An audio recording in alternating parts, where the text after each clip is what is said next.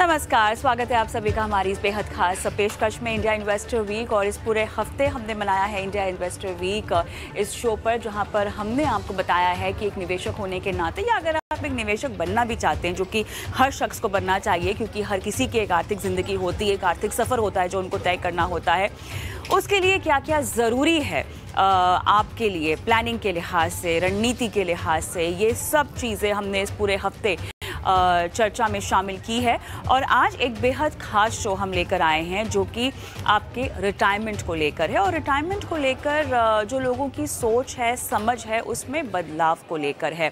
जिस तरह से हम देख रहे हैं कि निवेशकों की संख्या हमारे देश में बढ़ रही है, लगातार डीमैट अकाउंट्स बढ़ रहे हैं, एसआईपी के जो आंकड़े हैं वो हर महीना नए स्तर पर पहुंच रहे हैं। हम देख रहे हैं छोटे मझौले शहरों से भी हमें निवेश के आंकड़े बढ़ते हुए दिखाई दे रहे हैं। जो एसआईपी के जरिए इक्विटी बाजार में पार्टिसिपेशन हो रही है उसके नंबर्स बढ़ते हुए दिखाई दे रहे हैं, जो कि हम देख रहे हैं कि नॉर्मली एक बुल रन जब होता है मार्केट में तो इस तरह के सिग्नल्स हमें देखने को मिलते हैं, या इस तरह के ट्रेंड्स हमें देखने को मिलते हैं। लेकिन इसके अलावा एक और जो ट्रेंड है जो सामने आ रहा है वो है रिटायरमेंट की बदलती समझ को लेकर। रिटायरमेंट को लोग अब उस तरह से नहीं देखते हैं जो शायद 5-6 साल पहले लोग देखा करते थे, कि आप 60 साल की उम्र तक एक नौकरी कर लो, उसके बाद आप जो है अपनी जमा पूंजी पर अपनी बाकी की ज़िंदगी बिताओ। अब रिटायरमेंट के मायने और मतलब बदल गए हैं, अर्ली रिटायरमेंट के ट्रेंड्स आ चुके हैं। वेस्ट का फायर कॉन्सेप्ट, कुछ आंकड़े भी हम स्क्रीन पर पेश करेंगे जब तक मैं बोल रही हूं, ताकि आपको समझ में आए कि हम किस चीज़ पर बात कर रहे हैं। तो यहाँ पर बात हो रही है अर्ली रिटायरमेंट की, यहाँ पर बात हो रही है फायर कॉन्सेप्ट की, जो कि वेस्ट से डिराइव्ड है, और यहाँ पर बात हो रही है आप गिग इकॉनमी की आप बात कर रहे हैं, जहाँ पर लोग एक नौकरी में नहीं रुकना चाहते हैं बल्कि अलग अलग छोटा मोटा काम करना चाहते हैं, जिसके ज़रिए वर्क सेटिस्फैक्शन भी उनको मिले और एक पैसों का फ्लो भी उनको मिलता रहे। लेकिन ये सब आपकी फाइनेंशियल प्लानिंग में कैसे सही बैठता है? जो रिटायरमेंट का कॉन्सेप्ट शायद हमने बचपन में देखा था हमारे माता पिता को अपनाते हुए, उसमें इस तरह का बदलाव और इस तरह के निवेश के विकल्प कैसे फिट बैठते हैं, आज कमोबेश हम इसी पर बात करेंगे और समझेंगे कि रिटायरमेंट को लेकर बदलते सूरत हाल में अगर आप एक निवेशक हैं या रिटायरमेंट को प्लान करना चाहते हैं, या एक युवा निवेशक हैं जो शायद जब रिटायरमेंट के बारे में सोचे तो इन पहलुओं को ध्यान में रखेंगे। इन सब बातों पर विस्तार से बात करेंगे। मेरे साथ विनायक सप्रे, पब्लिक स्पीकर और financial coach, Arnab Pandya, founder money edu school, और R K. Jha, MD CEO LIC mutual fund. आप तीनों का स्वागत है इस खास पेशकश में। और झा सर, आपके पास आऊँगी मैं सबसे पहले, क्योंकि समझना बहुत ज़रूरी है। जिस तरह से हमने निवेश के आंकड़ों पर चर्चा की जो बढ़ते हुए दिखाई दे रहे हैं, नए इन्वेस्टर्स की मानसिकता में रिटायरमेंट को लेकर बदलाव जो आपके अनुभव में अभी तक आए हैं, वो कुछ बताइएगा, हमारे साथ साझा कीजिएगा। सबसे पहले मैं मैम आपके द्वारा सभी व्यूअर्स को नमस्कार करता हूं, अभिनंदन करता हूं। और आपकी ये जो सबसे पहले ये जो टॉपिक आपने रिटायरमेंट लिया, ये बहुत ही अनुकूल है और नए परिवेश में सभी इन्वेस्टर्स के लिए, जितने भी भारत के लोग हैं सभी के लिए बहुत ज़रूरी है कि वो रिटायरमेंट की प्लानिंग करें। और इसमें मैं आपसे ये कहना चाहूँगा कि जहाँ तक जो करंट डेटा है, अगर आप देखेंगे पेंशन की बात करें तो ज़्यादातर ये पब्लिक सेक्टर एंटरप्राइजेज में करीब 3 to 4%, मैक्सिमम 5% पेंशन अवेलेबिलिटी है। अदरवाइज जो 95% पॉपुलेशन है वो अभी भी पेंशन की जो है सो प्लानिंग या उससे रिलेटेड कोई उनको सोशल सिक्योरिटी स्कीम उनके पास नहीं है। और उसी कैटेगरी में यंग इन्वेस्टर्स भी आते हैं जो गिग वर्कर्स हैं या जो सॉफ्टवेयर ये सब डिफरेंट न्यू जनरेशन कंपनीज में काम कर रहे हैं, वहाँ पे भी पेंशन की नीड बहुत ज़्यादा है। और ऐसे में रिटायरमेंट रिलेटेड प्लानिंग करना, एक फाइनेंशियल प्लानिंग करना सिंस बिगनिंग, जैसे ही वो जॉब मार्केट में ज्वाइन करते हैं, वो बहुत बहुत इम्पॉर्टेंट भी रहेगा और अनुकूल भी रहेगा उनके लिए और उनके आगे आने वाले भविष्य के लिए। चलिए विनायक जी, मैं आपके पास आऊँगी, क्योंकि अब आर.के. सर की अंडरस्टैंडिंग के हिसाब से हमने समझ लिया कि रिटायरमेंट में बदलते ट्रेंड्स को वो कैसे समझ रहे हैं। आपके अनुभव के मुताबिक हमको बताएं कि रिटायरमेंट की जब भी बात हो रही है तो निवेशकों की मानसिकता क्या बदल रही है, न सिर्फ रिटायरमेंट की समझ को लेकर, लेकिन रिटायरमेंट में निवेश के विकल्प को भी लेकर मुझे बताइएगा कि किस तरह से यहाँ पर अब समझ बदल रही है, अप्रोच बदल रही है। विनायक जी। Thank you so much Kavita ji, और आपको और आपके सारे दर्शकों को इंडिया इन्वेस्टर वीक की हार्दिक शुभकामनाएं। टॉपिक आपने बहुत ही रेलिवेंट चुना है। आपने जो क्वेश्चन किया, आज के लोगों में एक कॉन्सेप्ट जो फायर नाम से लोगों में चर्चा में है, और बहुत से लोग इसको बतौर फैशन देख रहे हैं कि इसको अपनाना चाह रहे हैं। दो तीन बड़ी बुनियादी चीजें हैं कि लोग जल्दी रिटायर होना चाहते हैं या देखी सुनी करना चाहते हैं। एक तो ये, तो मुझे जो लगता है स्पेशली अगर जेंजी और मिलेनियल की हम बात करें, जो झा साहब ने कहा कि 95% लोग ऐसे हैं जिनको पेंशन नहीं मिलने वाली है। ऐसे में अगर वो कॉल ले रहे हैं कि मुझे नौकरी छोड़नी है या अपना खुद करना है कुछ काम, तो शुरुआत यहाँ से होनी चाहिए कि क्यों, भाई you want to do it, you want to do it. कि आप सोशल मीडिया पे इसके बारे में बहुत ज्यादा बात हो रही है, इसलिए करना चाह रहे हैं, या आप वाकई रिटायर अर्ली होना चाहते हैं। तो मुझे ऐसा लगता है, और उसका उसी का कारण है कि मैंने रिटायरमेंट की जगह मैं दूसरा टर्म यूज करता हूँ जो आगे बात करेंगे। लेकिन क्लैरिटी होनी जरूरी है। दूसरा, इतना आसान नहीं है वो जो रिटायर अर्ली का कॉन्सेप्ट है उसको लेने के लिए। लोग चाह रहे हैं करना, उसमें बड़ी दिक्कत यह है कि खर्चे ज्यादा है, सेविंग या इन्वेस्टमेंट्स कम है। और दूसरा, शायद लोगों को इस बात का अंदाजा नहीं है कि उनकी जो लाइफ है वो बिकॉज ऑफ मेडिकल एडवांसमेंट जिंदगी लंबी होने जा रही है, लाइफस्टाइल एक्सपेंसेस बढ़ते जा रहे हैं। तो उसका उन्होंने कैलकुलेशन किया हुआ है या नहीं किया हुआ। तो ये जो बुनियादी चीजें हैं लेकिन बहुत महत्वपूर्ण चीजें हैं जिसपे उनको ध्यान देने की जरूरत है। और जब वो रिटायर होना चाहते हैं तो क्या उन्होंने अपने स्पाउस से, अपने लाइफ पार्टनर से इसके बारे में बात की हुई है या नहीं। तो इन सब चीजों की क्लैरिटी पहले होनी जरूरी है जब आप सोच रहे हैं कि मैं रिटायर हूं। मुद्दा बिल्कुल अच्छा है कि मुझे रिटायर होने की जरूरत है या नहीं है। तो यस, 50 साल की उम्र तक मुझे ऐसा लगता है कि 50 could be the new retirement age. तो इसलिए उतना पैसा जरूर आप इकट्ठा करें 45 से 50 की उम्र तक, कि अगले 50 साल तक, तो 45 की में अगर आप रिटायर हो रहे हैं तो 95 तक आपका वो पैसा चले। इसके लिए आपको प्लानिंग करने की बहुत आवश्यकता होगी। चलिए, अर्नब जी भी हमारे साथ चर्चा में अब जुड़ चुके हैं और आपसे मेरा सवाल ये है कि रिटायरमेंट को लेके जो हमारे पारंपरिक निवेश के विकल्प हुआ करते थे, जहां पर अधिकतर लोग अपने पीएफ पर निर्भर रहते हैं, फिक्स डिपॉजिट पर निर्भर रहते हैं, रेंटल कमाई पर निर्भर रहते हैं, सोने पर निवेश में निर्भर रहते हैं, इस मानसिकता में रिटायरमेंट को लेके क्या कोई बदलाव आपको आता हुआ दिखाई दे रहा है, या जिस युवा भारत की और युवा निवेशकों की हम बात कर रहे हैं वो रिटायरमेंट की प्लानिंग तक पहुंचते ही नहीं हैं, वो बहुत समय के बाद रिटायरमेंट के बारे में सोचते हैं, ऐसा है? क्या है फिलहाल सूरत हाल? देखिए, इसमें दो भाग हैं। पहली बात ये जो आपने कहा कि जो हम ट्रेडिशनल मोड्स ऑफ रिटायरमेंट, यानी कि जो रिटायरमेंट के इंस्ट्रूमेंट्स देखते थे, जिसमें पीपीएफ हो गया, फिक्स डिपॉजिट्स हो गई, कई लोगों ने तो पूरा अपना रिटायरमेंट लाइफ इंश्योरेंस पॉलिसीज पे प्लान किया हुआ था। तो ये सब जो चीजें हैं वो एक तरह से बदल रही है, क्योंकि धीरे धीरे लोगों को ये समझ में आ रहा है कि इन सब इंस्ट्रूमेंट से जो हम रिटायरमेंट चाहते हैं वो होने वाला नहीं है, क्योंकि जो एक्चुअल कॉर्पस उनको चाहिए वो ये सब इंस्ट्रूमेंट्स आपको प्रोवाइड नहीं कर सकते। दूसरी बात यह कि इन्फ्लेशन इतनी तेजी से ऑन अ कंसिस्टेंट बेसिस बढ़ रहा है कि जो रकम आपने सोची है वो शायद पर्याप्त ही नहीं। तो ये एक बात हो गई जिसके हिसाब से लोग रिटर्न्स के लिए दूसरे सब एवेन्यूज या दूसरे एसेट क्लासेस की तरफ देख रहे हैं। पर वो लोग, कई सारे लोग, खास करके जो यंग है, वो रिस्की एसेट्स की तरफ इसीलिए भी देख रहे हैं क्योंकि उनको रिटायर होना है अर्ली। अब अर्ली रिटायरमेंट जब आप सोचते हो तो आपको कॉर्पस चाहिए, और ये कॉर्पस अगर आप ट्रेडिशनली धीरे धीरे करके नॉर्मल जो एक सैलरीड इंडिविजुअल इकट्ठा करता है without the banking of growth अपने एसेट्स में, तो ये नहीं होगा। तो ये एक बात हो गई कि इंस्ट्रूमेंट्स तो अलग से देख रहे हैं।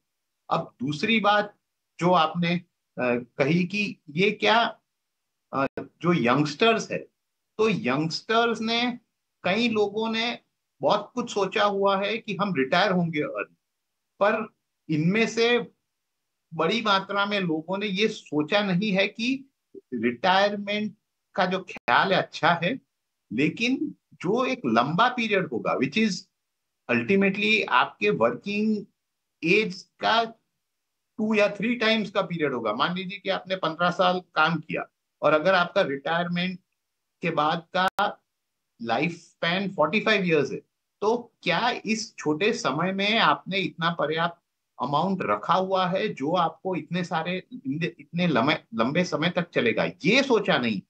और खास करके जो आज की तारीख में यंगस्टर्स है, उन्होंने अभी पिछले कई सालों में बहुत तेजी से बढ़ता हुआ इक्विटी मार्केट देखा है, तो उनके मन में वो नहीं है कि over a longer period of time जब आपके returns from all asset classes normalize होंगे, तब आपका रिटायरमेंट कॉर्पस ऑफ उसका अर्निंग कैसा दिखेगा। और ये बहुत इंपॉर्टेंट है, क्योंकि जो हम आज देख रहे हैं वो इज नॉट नॉर्मल। आपको ये समझना होगा और वो फिगर्स लेके आपको प्लानिंग करनी।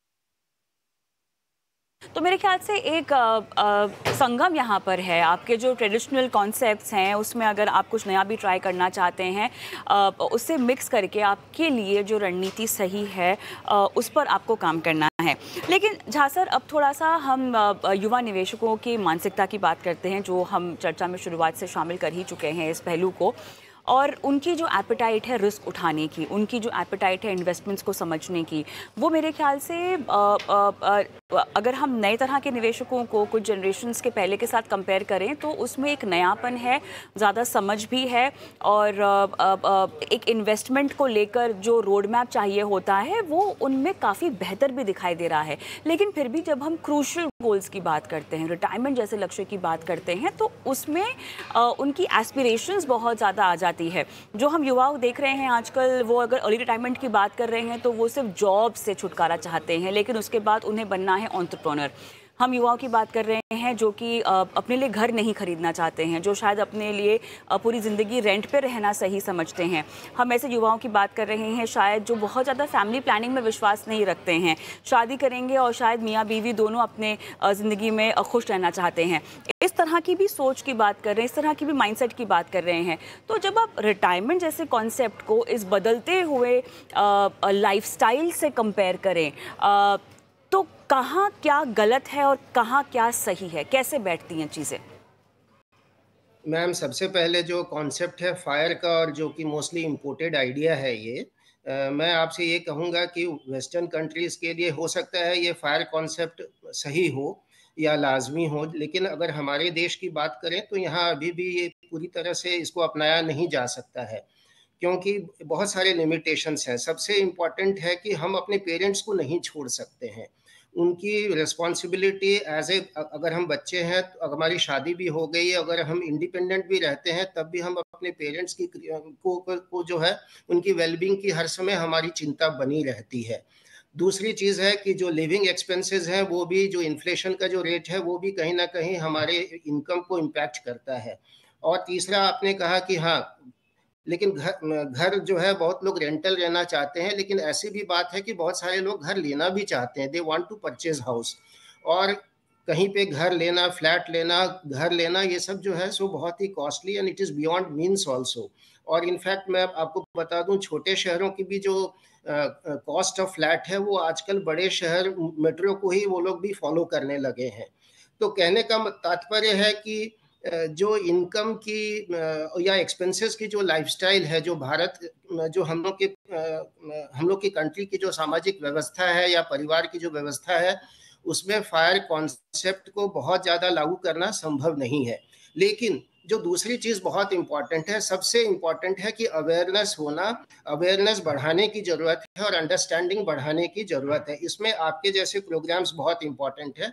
और सबसे बड़ी बात है हम पेरेंट्स की, हम लोग जो पेरेंट्स हैं, हमारे बच्चे जब ग्रो करके जॉब मार्केट में ज्वाइन करते हैं तो उस समय उनको बताने की ज़रूरत है।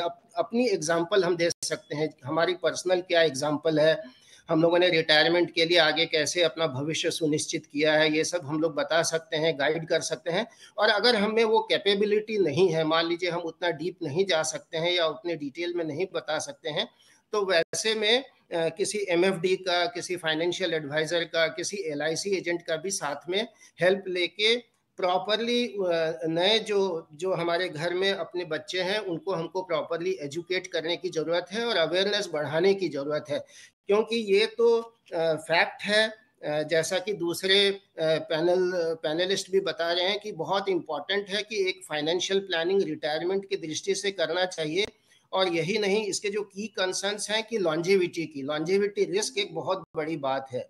अगर हम 50 में भी रिटायर होना चाहते हैं, 55 में भी रिटायर होना चाहते हैं या 60 में भी रिटायर होना चाहते हैं, तो एक लंबा समय उसके बाद जो है 80, 85, 90, 100, जो कि हम लोग अपने परिवार में भी देखते हैं। अगर हमारे नाना जी हैं, बाबा है, ये लोग सब नानी है, तो ये लोग सभी लोग जो है सो बहुत ही एडवांस्ड एज 85, 90, 95 इस तरह के एज में है। और एक फाइनेंशियल रिक्वायरमेंट, फाइनेंशियल वेलबींग की जो है हर व्यक्ति की जरूरत होती है। और कहा यह जाता है कि हैप्पीनेस जो है, खुशी को पैसे से नहीं खरीदा जा सकता है। लेकिन अगर आप इन सीनियर सिटीजन्स की बात करें तो वो यही मानते हैं कि पैसे से ही खुशी जो है सो परचेज की जाती है, क्योंकि डिपेंडेंसी और उनकी बहुत सारी एक्सपीरियंस ऐसे होते हैं जिसमें कि पैसे की बहुत अहमियत और बहुत इम्पोर्टेंस होती है।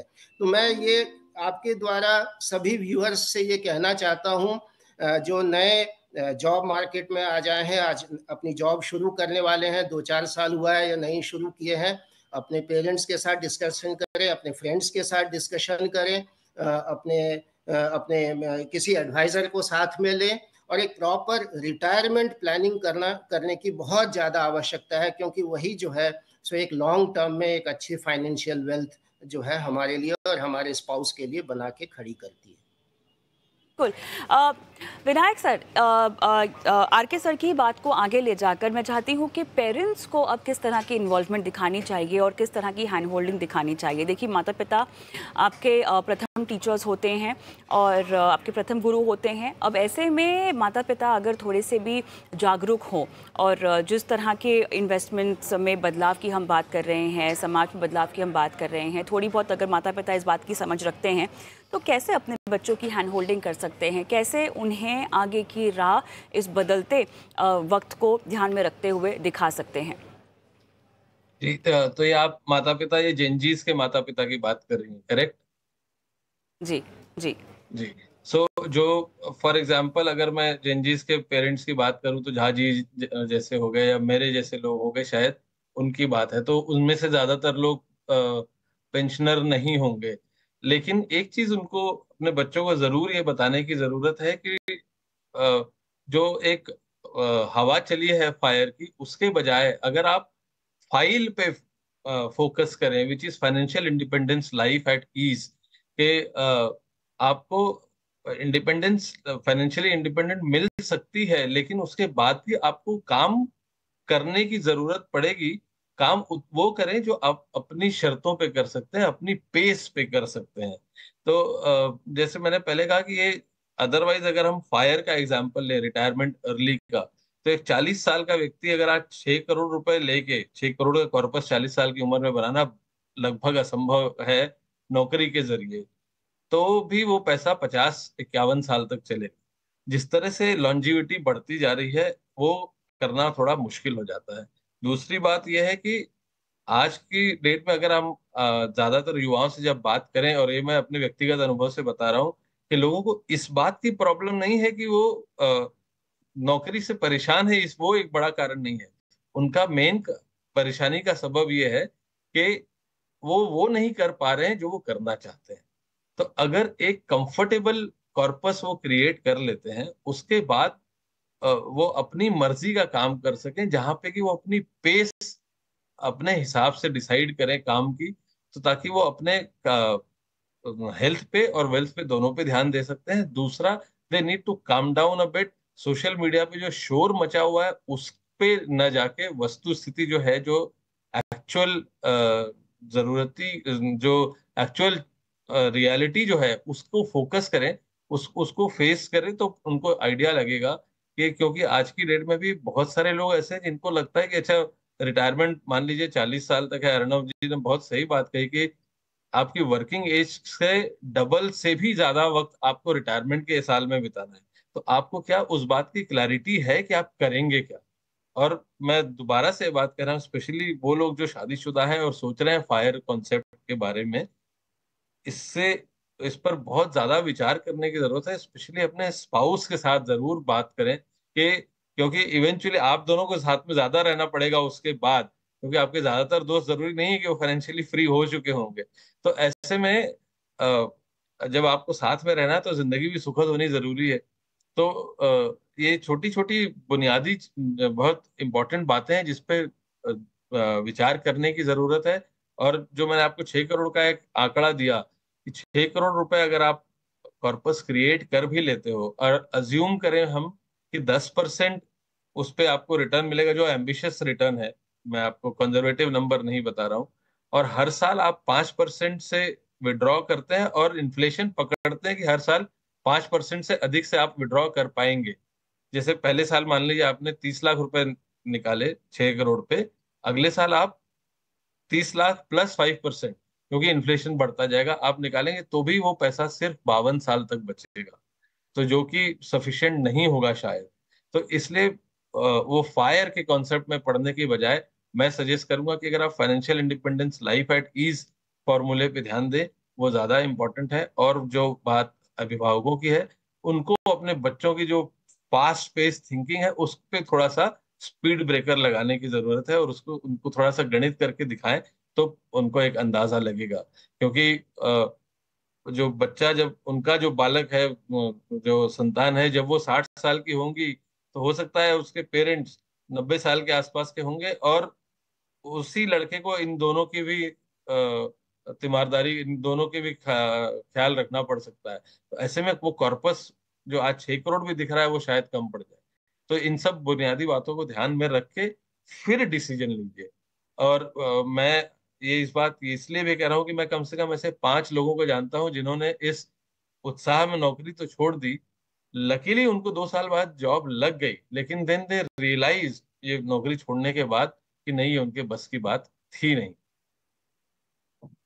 नहीं, काफ़ी पते की बात आपने कही। और फायर नहीं बल्कि फाइल कॉन्सेप्ट जो कि आप समझाना चाह रहे हैं लोगों को। और ऐसा नहीं है कि अर्ली रिटायरमेंट बिल्कुल मुमकिन नहीं है, बिल्कुल मुमकिन है, लेकिन उसके मुताबिक आपको अपनी रणनीति और स्ट्रैटेजी भी उतनी ही जल्दी बांधनी पड़ेगी। एक अर्नब जी, मैं चाहती हूँ कि आप एंटरप्रेन्योर्स जो बनना चाहते हैं, एंटरप्रेन्योर्स बनना चाहते हैं, उनके बारे में कुछ कहें, क्योंकि इसका कीड़ा लगभग हर किसी को काट चुका है हमारे देश में। एक तरह से अच्छी भी बात है, अब वो ज़माना नहीं रहा जब आप किसी स्टार्टअप में कहें कि मैं नौकरी कर रहा हूं तो लोग समझते हो कि अच्छा ठीक है, स्ट्रगल कर रहे हैं। आजकल मेरे ख्याल से अगर आप किसी स्टार्टअप में नौकरी कर रहे हैं, काम कर रहे हैं, तो आपको ऐसी देखा जाता है कि आपने अपनी ज़िंदगी में कुछ करने की कोशिश की है, एक रिस्पेक्ट जो है वो दिखाई देती है। लेकिन वो कैसे करना चाहिए, हर कोई सक्सेसफुल एंटरप्रेन्योर बने, ये बात मुमकिन भी है, लेकिन हर किसी के बस की बात हो ऐसा भी नहीं है। उसके लिए भी एक सेट ऑफ स्ट्रगल है जिसके लिए आपको तैयार रहना होगा। कुछ खास इन लोगों के लिए बताइएगा जो कि अर्ली रिटायरमेंट इसीलिए लेना चाहते हैं क्योंकि उनको एंटरप्रेन्योर बनना है।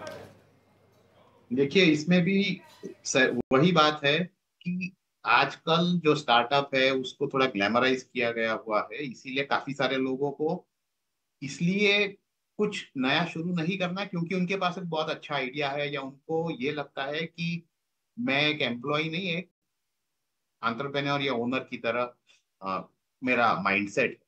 तो इसमें पहली बात तो हर एक व्यक्ति को ये देखना चाहिए, ये सोचना चाहिए कि मेरा बिहेवियर कैसा है। और जैसे हम कहते हैं ना, फाइनेंशियल प्लानिंग में आप अपना रिस्क टेकिंग एपेटाइट को ढूंढना है, उसी तरह हर एक व्यक्ति जो ऐसा सोच रहा है कि मैं एक कंपनी शुरू कर दूंगा और ये कर लूंगा, उनको पहले तो अपना ये जो बिहेवियरल ट्रेट है उसको जांचना होगा और उसको समझना होगा। क्योंकि अगर आपका माइंडसेट एक एम्प्लॉय की तरह है तो उसको आप बदल के सडनली एंटरप्रेन्योर नहीं बन सकते सिर्फ इसीलिए कि आपने एक नई कंपनी या कुछ वेंचर स्टार्ट कर दिया। तो ये एक पहली बात है। दूसरी बात यह कि यहाँ पर एज एन एंटरप्रेन्योर आपको ये समझना होगा कि दो बड़े एस्पेक्ट्स की चैलेंजेस आपको मिलेगी। एक तो फाइनेंशियल है, जब तक आप एम्प्लॉय थे आपको एक रेगुलर पेचेक आता था। एज एन एंटरप्रेन्योर आपकी इनकम शायद लमसम में आए, शायद न आए, उसके सामने आपको शायद बहुत सारा अमाउंट निवेश करना पड़े और रेगुलर आउटफ्लो भी हो। तो ये एक फाइनेंशियल प्रेशर रहेगा, जो सेफ्टी कंफर्ट आपको एक एम्प्लॉय की तरह थी वो यहाँ पर नहीं होगी। दूसरी बात कि आपको कॉन्स्टेंटली नॉट ओनली फंडिंग के बारे में सोचना होगा कि आपकी जो वेंचर है वो कैसे चलेगा, लेकिन उसके साथ साथ ढेर सारी और चैलेंजेस आती हैं। क्योंकि जब आप शुरू करते हो, आप एक थोड़े स्मॉल स्केल पे शुरू करते हो, तब सभी काम आपको ही करना है। तो छोटी से छोटी बात से लेके कोई बड़ा प्रॉब्लम हो, अल्टीमेटली आपको उसे सॉल्व करना पड़ेगा। तो उसमें आप वो डेलीगेट नहीं कर सकते कि ये डिपार्टमेंट कर देगा। तो ये एक बहुत इंपॉर्टेंट चेंज होता है, जिसमें कई सारे लोगों को बहुत सारी तकलीफ होती है, क्योंकि ये अल्टीमेटली तनाव पैदा करता है और ये स्ट्रेस हर एक के लिए बेरेबल नहीं होता। तो फाइनेंशियल एंगल भी यही है कि आपने जो सोचा था उस तरह से क्या आपकी प्लानिंग रोबस्ट है। क्योंकि आपने तो जब सोचा था कि मैं एक एंटरप्रेन्योर बन जाऊंगा, एक एक्सेल शीट अच्छी सी बना ली थी, उसमें सब प्रोजेक्शंस कर लिए थे, चांसेस आर कि कोई एक्सटर्नल फैक्टर भी हो सकता है, जैसे वॉर चल रही है या ओवरऑल इकोनॉमी में स्लो डाउन है या आपके स्पेसिफिक सेक्टर में तकलीफ है। तो ये सब से आपके पूरे प्रोजेक्शंस ऑफ कोर्स जा सकते हैं, और ये एक financial problem in terms of जो एक्सपेक्टेशन था इन टर्म्स ऑफ इनकम या रेवेन्यू जनरेशन, वो नहीं है। तो एज ये सभी चीजें जैसे जैसे धीरे धीरे माउंट होती हैं, आपको तब रियलाइज होता है कि जो फाइनेंशियल प्लानिंग था उसका इंपॉर्टेंस कितना है और एक अपना कॉर्पस होना कितना जरूरी है। तो कई लोग सिर्फ यही देखते हैं कि कैसे मेरा वेंचर चलेगा, ये नहीं देखते कि मेरे पास कितना बैकअप है जो ये सभी टफ टाइम्स को निकाल लेंगे। तो ये एक कॉर्पस बनाना, इन्वेस्ट करना पहले से ही, और ये प्लानिंग करना, ये बहुत जरूरी है एंटरप्रेन्योर्स के। ऑलराइट, जहाँ सर ये बताइएगा, अगला सवाल मुझे आपसे बस अब यही पूछना है, क्योंकि हम चर्चा के अंतिम पड़ाव में अब आ चुके हैं, और यहाँ पर एक स्ट्रैटेजी, वैसे तो स्ट्रैटेजी सबकी अपनी अपनी तरह से हो सकती है, उनके अपने अपने लक्ष्यों के मुताबिक हो सकती है। किसी को अगर किसी भी तरह का पोर्टफोलियो बनाना हो इस वक्त जो सुन रहे हैं आपको, रिटायरमेंट के लिहाज से क्या होगी, आप क्या रेकमेंड करेंगे? किस तरह के निवेश को कितना उन्हें तवज्जो देना चाहिए, क्या एक्सपोजर होना चाहिए? मैम, सबसे पहले मैं जो जो जो दूसरे पैनलिस्ट भी कह रहे हैं उनसे मैं एग्री करते हुए ये कहना चाहूँगा कि एक रेसिलिएंट वेल्थ एसेट एलोकेशन होना बहुत बहुत ज़रूरी है। और एसेट एलोकेशन से मतलब सारे फंड्स हमको म्यूचुअल फंड में दे, मैं म्यूचुअल फंड में हूँ वही नहीं। इनफैक्ट अगर कोई चाहे तो वो बैंक में जो सीनियर सिटीजन सेविंग्स स्कीम है उसको भी वो वहाँ पे भी वो एड ऑन हो सकते हैं। वहाँ पे विद स्पाउस 30 लाख की लिमिट है, 8.02% की रेट ऑफ इंटरेस्ट है, तो उसको भी वो अवेल कर सकते हैं। साथ में LIC या दूसरे इंश्योरेंस कंपनीज की जीवन अक्षय है, अगर वो उनको जमता है तो वो भी वो ले सकते हैं। तीसरी चीज़ है म्यूचुअल फंड। म्यूचुअल फंड का जो सबसे इम्पॉर्टेंट और सही चीज़ वो ये है कि जो फंड आप इन्वेस्ट करेंगे वो भी साथ में ग्रो होती है, और साथ ही साथ आप SWP के थ्रू जो सिस्टमैटिक विड्रॉल प्लान है, जो कि रिवर्स ऑफ SIP है, उसके थ्रू आप जो है सो डे टू डे आप जो है मंथली अपने एलोकेशंस को एज ए सैलरी ओनली आप उसको जो है सो विड्रॉ कर सकते हैं। तो म्यूचुअल फंड मैं ये कहूँगा is one of the best option, ठीक है, इसलिए क्योंकि यहाँ पे वेल्थ ग्रो होती है। जो कॉर्पस है, जो रिटायरमेंट की किटी है, वो भी कंटिन्यूअसली ग्रो कर सकती है, और साइड बाय साइड आप अपने मंथली एक्सपेंसेस को भी आपके अपनी नीड के हिसाब से विड्रॉ कर सकते हैं। मान लीजिए आपकी मंथली एक्सपेंसेस 50,000 रुपीज़ है, या 25,000 रुपीज़ है, या 60,000 है, 70,000 है, तो जो कॉर्पस आपका है 1 करोड़, 2 करोड़ या 5 करोड़, या जैसा कि विनायक जी कह रहे थे 6 करोड़ की कॉर्पस है, तो जिस तरह से जो भी कॉर्पस है उस हिसाब से आप अपने खर्चे के हिसाब से आप अपनी जो है सो विड्रॉल को एवरी मंथ, जो मंथली विड्रॉल है एज ए सैलरी, आप उसको जो है सो encash through mutual fund कर सकते हैं। जो बचा हुआ किट्टी रहेगा, जो बचा हुआ अमाउंट रहेगा, वो भी रेगुलरली ग्रो होगा, क्योंकि ये अमाउंट स्टॉक मार्केट में इन्वेस्ट होगा या डेट फंड्स में इन्वेस्ट होगा, तो वहां से ये भी लगातार ग्रो होती रहेगी। दूसरी चीज़ है जो म्यूचुअल फंड का अगर मैं बात करूं, यहाँ पे भी आप सेपरेटली एसेट एलोकेशन कर सकते हैं। यानी आपकी जो रिस्क एपेटाइट है, या कहें कि आप किस तरह से सोचते हैं कि फंड की जो सेफ्टी है उसको किस तरह से आप देखते हैं, कितना देखते हैं। अगर आप उसमें 100% आप चाहते हैं कि 100% सेफ्टी ऑफ कैपिटल हो, तो डेट फंड्स आप चूज कर सकते हैं जो एकदम कंजर्वेटिव है।